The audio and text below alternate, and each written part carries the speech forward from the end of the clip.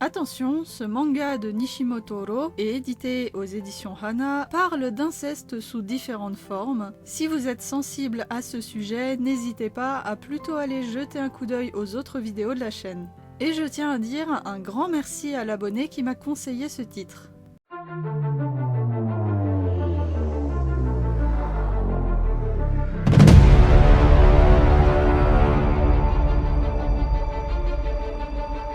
Pour entrer un peu plus dans les détails, nous allons suivre deux personnages que tout oppose, mais qui se révéleront en réalité être étrangement connectés. Minase Yuji, étudiant en archéologie, n'a pas la vie facile. Dès les premières pages, il perd sa mère des suites d'une longue maladie et se retrouve seul avec un père absent et démissionnaire qui se soucie plus des apparences en société que de lui et qui le trouve si minable qu'il a déjà douté qu'il soit vraiment lié par le sang. Pourtant, c'est bien le cas, et Yuji complexe depuis toujours à cause de ses mots durs et de la comparaison constante avec son paternel, qui est un commissaire de police renommé. Il a donc un énorme complexe d'infériorité qui n'est pas justifié car Kenji, son père, se trouve être une belle ordure qui n'hésitait pas à mener une double vie en ayant une maîtresse de longue date, ce que Yuji va découvrir très vite. Se sentant pousser des ailes et par sentiment de rébellion, il décide de participer à une soirée organisée par un de ses camarades de faculté plus âgés,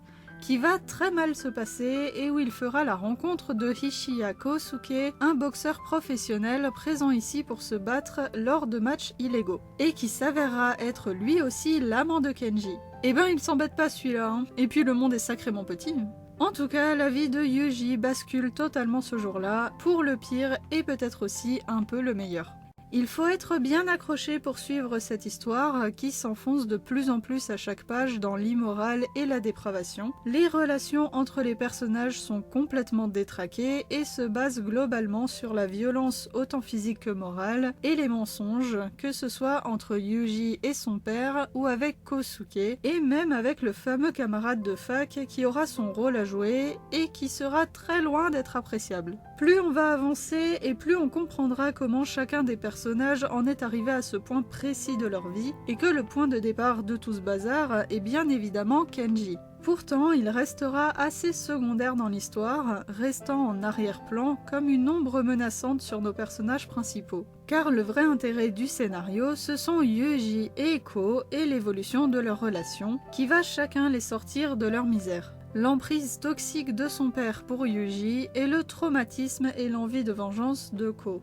Comme je l'ai dit, leur relation est complètement tordue et commence par des actes uniquement physiques, violents et évoluera vers des vérités douloureuses pour tous les deux. Mais au milieu de tout ça, on nous dépeint surtout deux jeunes hommes malmenés par la vie, qui vont apprendre à connaître profondément l'autre et surtout à s'aimer envers et contre tout. Entre les scènes intimes très intenses et pas forcément toujours saines à cause du masochisme poussé de Ko, on a droit à des moments qui seront au contraire très doux où ils vont s'apprivoiser et s'ouvrir à leurs sentiments enfouis. Honnêtement, malgré la révélation finale du vrai lien entre eux, je trouve que c'est une des relations les plus travaillées que j'ai pu lire et j'ai trouvé tout à fait évident, pertinent et beau qu'ils restent ensemble au final. Ils sont chacun le seul îlot de tranquillité de l'autre dans leur vie qui n'a de cesse de leur faire pleuvoir tout ce qu'elles trouvent de pire. Alors franchement, tant pis pour la morale, quand on a vécu ce qu'ils ont vécu, on n'est plus à ça près. Et ce qu'on comprend en filigrane concernant Kenji et sa maîtresse est aussi plutôt bien amené, même s'il reste une personne pourrie jusqu'à la moelle, une partie de lui peut être sauvée.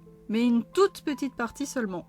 C'est une œuvre assez dense pour seulement 2 tomes et c'est certain qu'elle ne plaira pas à tout le monde vu le sujet abordé, mais je le trouve vraiment bien traité et si la forme peut paraître dégradante, le fond est réfléchi et adapté à une histoire aussi sombre que celle que nous propose l'auteur. Pour parler un peu des dessins aussi, ils sont absolument bluffants. Ils sont beaux, précis et arrivent autant à nous faire ressentir la douleur des personnages que leur bonheur. Attention par contre, il n'y a aucune censure et les scènes intimes sont hyper détaillées, ce qui me va très bien, mais ça pourrait peut-être en gêner d'autres. L'anatomie masculine n'aura plus aucun secret pour vous. Pour conclure, c'est une duologie très intéressante, mais aussi brutale à ne pas mettre entre toutes les mains. Il faut pouvoir accepter ce que propose l'histoire, et vous avez autant le droit d'apprécier le scénario que de ne pas l'aimer pour les sujets sensibles auxquels il touche. Personnellement, je ne dirais pas que j'ai passé un bon moment parce que c'est une œuvre qui est faite pour bousculer le lecteur, mais je ne regrette absolument pas de m'y être plongée et je vous en recommande la lecture si vous avez le cœur bien accroché et l'esprit ouvert. J'espère que vous aurez apprécié cette petite critique garantie sans spoilers, du moins autant que possible, parce que le manga mérite d'être découvert tel quel pour les petits curieux et les petites curieuses qui sauteront le pas. En attendant une prochaine vidéo, prenez soin de vous et au plaisir de vous retrouver dans un autre coin de la chaîne.